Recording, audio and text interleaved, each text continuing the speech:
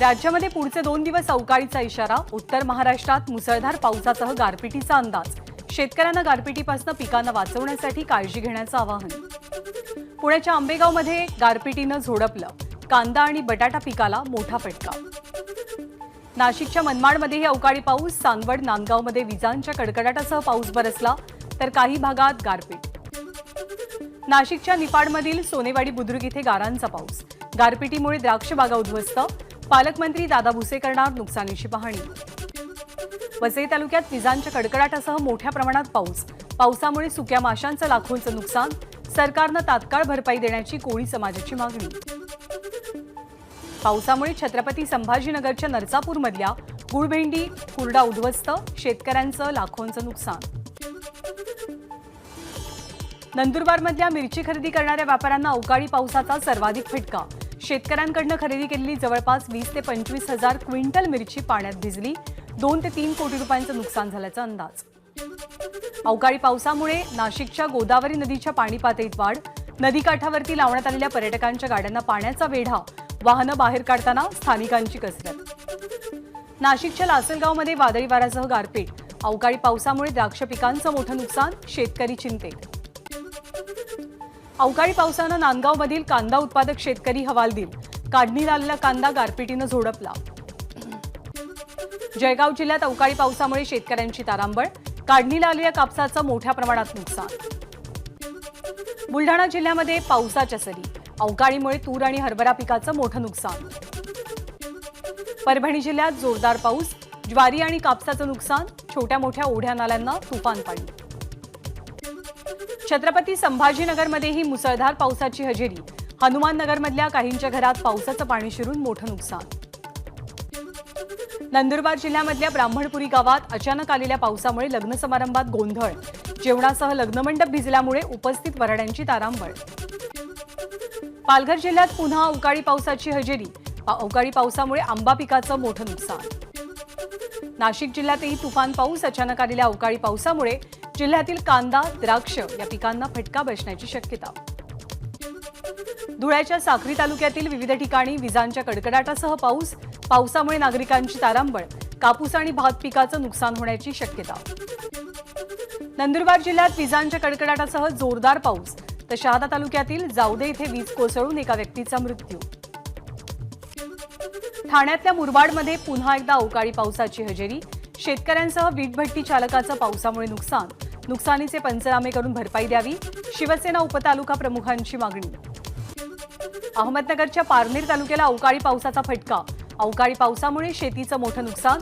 नुकसानग्रस्त भागाची निलेश लंकेंकडनं पाहणी. ठाण्यात अवकाळी पावसाची हजेरी. अचानक पडलेल्या पावसामुळे 26/11 निमित्त आयोजित कार्यक्रमात विघ्न. काही ठिकाणी विद्युत पुरवठाही खंडित.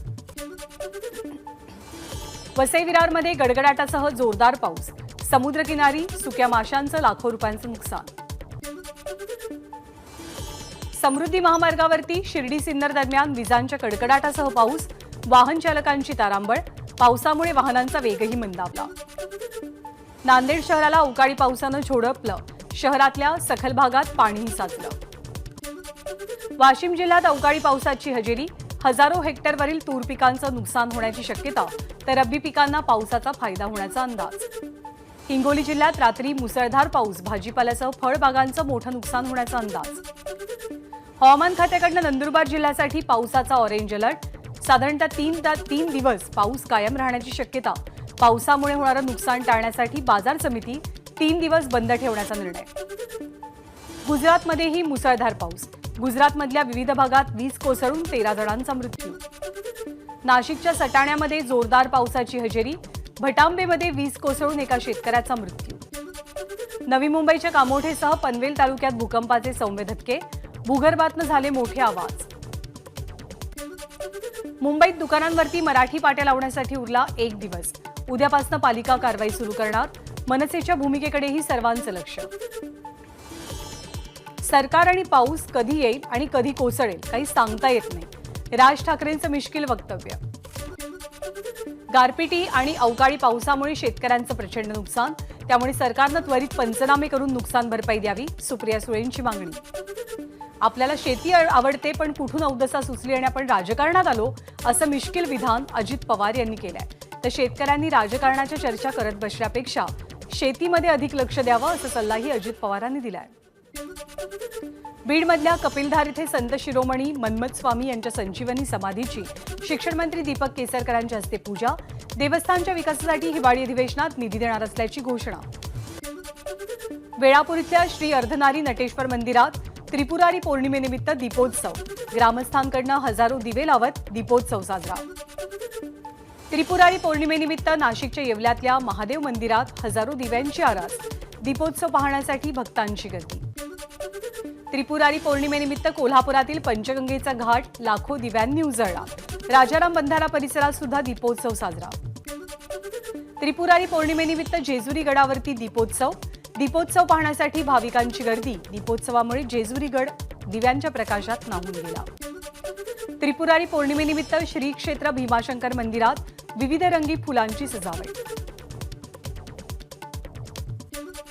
मराठा आरक्षणासाठी स्थापन करण्यात आलेली शिंदे समिती रद्द करावी. सापडलेल्या सर्व कुणबी नोंदी स्थगित कराव्यात. तर सर्व जातींचं सर्वेक्षण करावं. छगन भुजबळांची मागणी. 24 डिसेंबरपर्यंत मराठ्यांना आरक्षण मिळणारच. सरकार आरक्षण कसं देत नाही ते पाहूच. मनोज जरांगेंचा इशारा. लायकी कसली काढता. ओबीसी समाज हा देशाचा निर्माण करता. भीमा कोरेगाव युद्धामध्ये लढणाऱ्यांची लायकी होती. भुजबळांचा जरांगेंवरती निशाणा. तर लायकी नाही हे आपण राज्यकर्त्यांबद्दल बोललो. जरांगेंचं स्पष्टीकरण. तर आपलं विधान भुजबळ फिरवणाऱ्याची कल्पना होती. जरांगेंचा भुजबळांवरती निशाणा. नौसेना दिनाच्या पार्श्वभूमीवरती सिंधुदुर्ग जिल्ह्यातल्या मालवणमधील दांडी, तारकर्ली आणि देवबाग इथली जलपर्यटन सेवा 28 नोव्हेंबर ते 5 डिसेंबर दरम्यान बंद. राष्ट्रपती आणि पंतप्रधान नौसेना दिनाच्या कार्यक्रमाला उपस्थित राहत असल्यामुळे खबरदारी. आज आदित्य ठाकरेंचा उत्तर प्रदेश दौरा. मथुरेमधल्या ठाकूर श्यामजी महाराज मंदिरातील सुशोभीकरणाच्या शुभारंभ कार्यक्रमासाठी आदित्य ठाकरे हजर असतील. आमची लायकी काढणारे जरांगे कोण. ओबीसी नेते बबनराव तायवाडेंची जरांगेंना विचारणा. आमची लायकी नाही तर आमच्या पंक्तीत का येता. तायवाडेंचा जरांगेंना टोला. भुजबळ कोर्टापेक्षा मोठे झालेत का. मनोज जरांगेंचा संतप्त सवाल. तर तुम्हीच मराठा तोडलं आता जोडायची भाषा करू नका. जरांगेंचा भुजबळांवरती पलटवार. आतापर्यंत आम्ही एकही दगड मारला का. ते दगड मारतात, घरं पेटवतात, पण पेटवायला अक्कल लागत नाही, पटवायला अक्कल लागते. छगन भुजबळांचा हल्लाबोल. तर भुजबळांकडनं जरांगेंचा नवे नेते असा उल्लेख. बीडचा हॉटेल जाणारा भुजबळांचाच पाहुणा.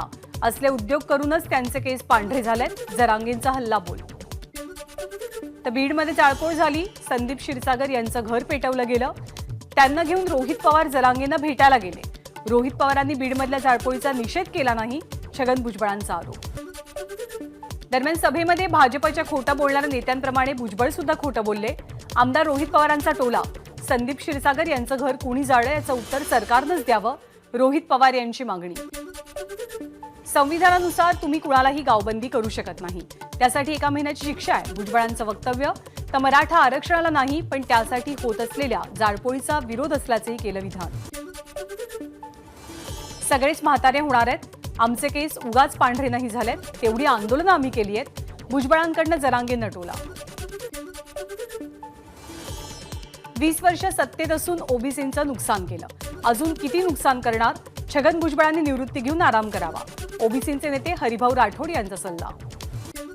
हिंगोलीच्या सभेमध्ये भुजबळांनी आयएएस आणि आयपीएस मधल्या मराठ्यांची टक्केवारी दाखवली वाचून. आयपीएस मध्ये 28 तर आयएएस मध्ये 18% मराठी असल्याची भुजबळांची माहिती. मराठा समाजातल्या गरिबांना आमचा विरोध नाही पण ज्या सुविधा मराठा समाजाला मिळतात त्या ओबीसींना सुद्धा मिळाव्यात. छगन भुजबळ यांची मागणी. मंडल आयोगानुसार ओबीसी 54% आहेत. वारंवार जनगणना करण्याची मागणी होते. एकदाची जनगणना करा. बिहार जनगणना करू शकतो तर महाराष्ट्र का नाही. भुजबळांचा सवाल. बिहारप्रमाणे मराठ्यांना आरक्षण देण्यासाठी कायदा करणं अशक्य.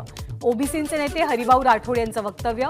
तो ओबीसींचं सब कॅटेगरायझेशन करून मराठ्यांना आरक्षण देता येईल. राठोड यांची माहिती. हिंगोलीत ओबीसींची महाएल्गार सभा. सभेला मोठ्या संख्येनं नागरिक उपस्थित. ज्योतिबा फुलेंचा फोटो घेऊन काही तरुण साऊंड सिस्टीमवरती चढले. महाएल्गार सभेला विजय वडेट्टीवारांची दांडी. जिनका जमीर जिंदा हो वो आ जाते हैं, भुजबळांचा वडेट्टीवारांवरती निशाणा. गृहमंत्र्यांनी नारायण कुचेंना जवळ का केलं? नारायण कुचेंना गृहमंत्र्यांचा गेम करायचा आहे का?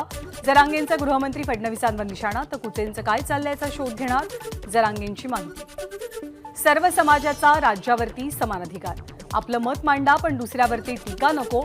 जरांगे आणि भुजबळ वादावरती फडणवीसांची प्रतिक्रिया.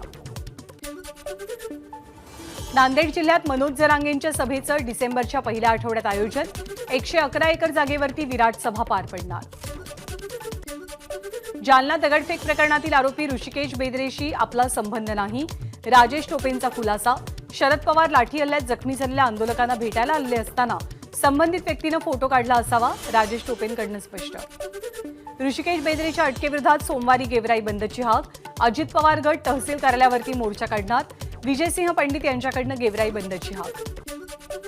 लोकसभेच्या जागावाटपाबद्दल कुठलाही फॉर्म्युला निश्चित नाही, देवेंद्र फडणवीसांची माहिती. उत्तर नागपुरातील रुग्णालयाच्या विस्तारीकरणाच्या मुद्द्यावरनं काँग्रेस आणि महायुती सरकारमध्ये जुंपली. विस्तारीकरणाची योजना आणि निधी राज्य सरकार दुसरीकडे वळवत असल्याचा नितीन राऊत यांचा आरोप.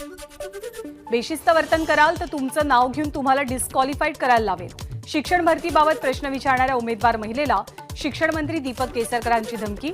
उमेदवार महिलेला अश्रू अनावर.